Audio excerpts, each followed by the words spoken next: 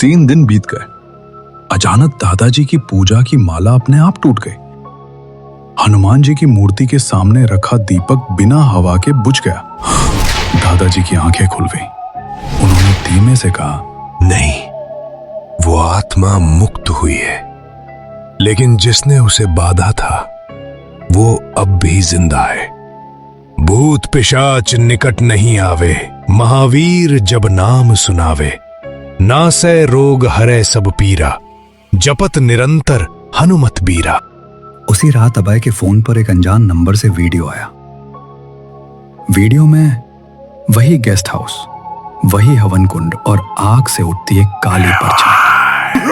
फिर एक भारी आवाज, तुमने मेरा खेल बिगाड़ दिया, अब मैं खुद आऊंगा।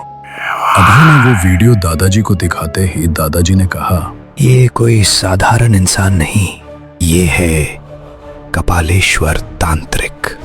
लाशों की राख, भूतों की आत्माएं और बलि, इन्हीं से वो अपनी शक्तियां बढ़ाता है। छलावा गेस्ट हाउस उसका जाल था और तुम चारों उसकी सबसे बड़ी बलि बनने वाले थे।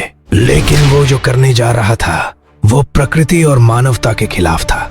इसलिए साक्षात ईश्वर ने तुम्हें चेतना देकर वहां से भागने की सद्बुद्धि दी और उस नरक से सुरक्षित बाहर निकाल लिया।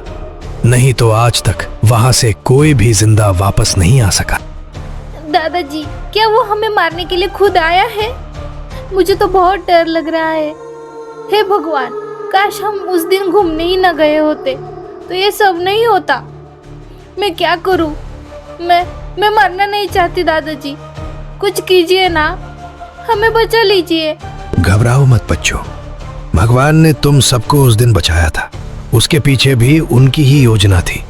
उस तांत्रिक ने छलावे का जाल बुनकर न जाने कितने मासूम लोगों की जान ली होगी। इस कुत्सित षड्यंत्र को रोकने के लिए ही भगवान ने ये सब माया रची है। तुम लोग बस उस दुष्ट के विनाश का एक माध्यम हो।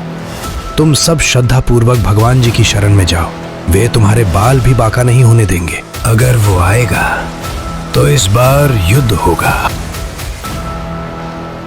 एक दिन दादाजी और अभय आपस में बातें कर रहे थे। दादाजी, आपको कपालेश्वर के बारे में इतना सब कुछ कैसे पता है? क्योंकि बेटा, वो सिर्फ एक तांत्रिक नहीं है, वो मेरे अतीत की सबसे बड़ी भूल है। बहुत साल पहले एक 22 साल का युवक मेरे पास आया था। तेज दिमाग, बेहद महत्वाकांक्षी, लेकिन अंदर से अधीर और असंतुलित। वो मेरे पास सिद्धियां सीखने आया था। उसे सब कुछ चाहिए था, जल्दी, बहुत जल्दी। वो चाहता था कि कम समय में हर शक्ति उसके हाथ में हो। मैंने उससे कहा, तप के बिना शक्ति जहर बन जाती है, लेकिन वो समझना ही नहीं चाहता था। धीरे धीरे उसे लगने लगा कि मैं जानबूझकर उसे सिद्धियां नहीं सिखा रहा। लाख समझाने पर भी उसके भीतर का लालच मुझसे बड़ा हो गया और एक दिन वो मेरा शिष्यत्व छोड़कर चला गया। कुछ समय बाद मुझे पता चला उसने दूसरा गुरु चुना। वहां से उसे सिद्धियां तो मिली, लेकिन वो थीं वामाचार से प्राप्त। गरीबी और लालच ने उसे अंधा कर दिया था। वो अपार धन चाहता था, किसी भी कीमत पर, और उसी लालच में उसने मासूम लोगों की बलि देना शुरू कर दिया। तभी वो बना कपालेश्वर। लेकिन दादाजी, इस सबसे मेरा रिश्ता क्या है? बेटा, क्या तुम्हें याद है मैंने तुम्हें बचपन से ही कुछ मंत्र क्यों सिखाए थे? हनुमान चालीसा तुम्हारी सांसों में क्यों बसाई? वो ताबीज तुम्हें ही क्यों दिया? क्योंकि बेटा, कुछ सिद्धियां सिखाई नहीं जाती, वो विरासत में मिलती हैं। जो शक्ति मेरे भीतर थी उसका एक अंश तुम्हारे भीतर भी है। तुम सिर्फ मेरा पोता नहीं हो, तुम मेरे तप की अगली कड़ी हो। कपालेश्वर जानता है ये बात। वो जानता है कि जो शक्ति उसे रोक सकती है वो तुम्हारे भीतर है। इसीलिए वो मुझे नहीं, तुम्हें तोड़ना चाहता है। तो इसका मतलब दादाजी, अंतिम युद्ध मेरा होगा? हाँ बेटा, गुरु सिर्फ मार्ग दिखाता है, युद्ध शिष्य को ही लड़ना पड़ता है। अगले दिन ब्रह्म मुहूर्त में हनुमान जी के मंदिर में दादाजी ने पूजा की सारी तैयारियां कर ली थी। दादाजी ने अभय से कहा, वत्स अभय, आज ब्रह्म मुहूर्त में तुम बजरंग बाण की दीक्षा ग्रहण करने जा रहे हो। ये साधना बल, साहस और शत्रु निवारण के लिए है, परंतु स्मरण रहे इसका उपयोग केवल धर्म और रक्षा के लिए ही किया जाता है। दादाजी, मैं संपूर्ण श्रद्धा और भक्ति के साथ यह दीक्षा स्वीकार करता हूँ। अब अधर्म का अंत होगा और धर्म की विजय सुनिश्चित है। अब आंखें बंद करो और हनुमान जी का स्मरण करो। दादाजी ने भारी स्वर में मंत्र का पहला चरण बोला। निश्चय प्रेम प्रतीति ते, विनय करूं सन्मान, तेहि के कारज सकल शुभ, सिद्ध करूं हनुमान। हवन की अग्नि तेज हो उठी। निश्चय करहूं सुमिरन हनुमान का, सकल विघ्न हरै बलवान का। जो ये बाण श्रद्धा से गावे, शत्रु नाश कर संकट मिटावे। जैसे ही अंतिम पंक्ति पूरी हुई, हवन कुंड से एक तेज प्रकाश उठा। अभय के सीने में अजीब सी गर्माहट फैल गई। उसने देखा हनुमान जी की मूर्ति की आंखों में क्षण भर के लिए प्रकाश चमका। दादाजी ने धीरे से कहा, दीक्षा पूर्ण हुई। अमावस्या की रात शुरू हो चुकी थी। चारों ओर असहज सन्नाटा था। घड़ी की सुइयां धीरे धीरे रात के ठीक 11:30 पर आकर रुकी। तभी अभय का मोबाइल जोर से बज उठा। स्क्रीन पर नाम था राहुल। अभय ने राहत की सांस ली और तुरंत कॉल उठा लिया। क्यों बच्चे, बहुत पर निकल आए हैं क्या? बहुत उड़ रहा है तू। तेरे दोस्त सबको मैंने छलावा गेस्ट हाउस में कैद कर लिया है। अगर तुझ में जरा भी दम है तो आकर उन्हें बचा ले। और हाँ, उस बूढ़े को भी साथ लेकर आना।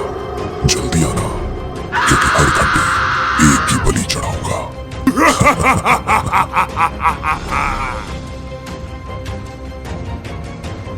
क्या हुआ बेटा, तुम इतने घबराए हुए क्यों हो?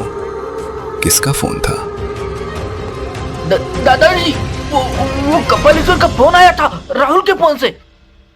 उसने सबको किडनैप कर लिया है। हमें तुरंत जाना पड़ेगा।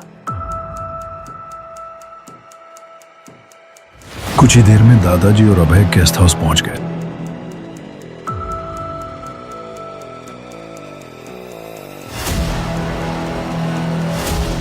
गेस्ट हाउस के भीतर कदम रखते ही जैसे ही अभय की नजर राहुल पर पड़ी, वो चौंक उठा और बोला, अरे राहुल, उठो उठो, अरे राहुल।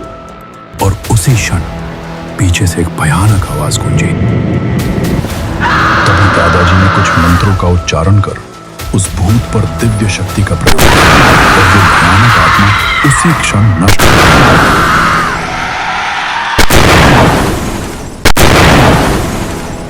तब दादाजी ने कपालेश्वर को संबोधित करते हुए कहा, अरे ओ डरपोक, इन जैसे तेरे हाथ की कठपुतलियों को क्यों भेज रहा है? दम है तो खुद आ जा। और उसी क्षण ऊपर से एक जोरदार आंधी आई और अंधेरे में कपालेश्वर प्रकट हुआ।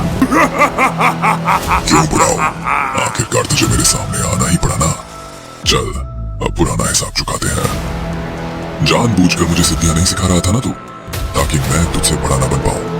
देख, आज मैं तुझसे भी ज्यादा शक्तिशाली बन गया हूं। सालों तक इस पल का इंतजार करता रहा। आज वक्त आ ही गया है। तुझे भगवान का प्यारा बनाता हूं। भाग तो तू गया था भगोरे, लालच में, लेकिन भगवान तेरा हिसाब जरूर करेंगे। तेरा और तेरी बुराइयों का अंत आज होगा, और वो भी मेरे पोते के हाथों। अब है हनुमान जी के बजरंग बाण का स्मरण करके वो तावीज उसके शरीर पर फेंक दे। निश्चय करहूं सुमिरन हनुमान का, सकल विघ्न हरै बलवान का। जो ये बाण श्रद्धा से गावे, शत्रु नाश कर संकट मिटावे। मुझे मत मारो, मुझे छोड़ दो। अब है, अब ये कपालेश्वर हमेशा के लिए समाप्त हो चुका है। अब तुम और तुम्हारे मित्र पूरी तरह सुरक्षित हो। और उसी दिन के बाद से छलावे का साया हमेशा के लिए मिट गया।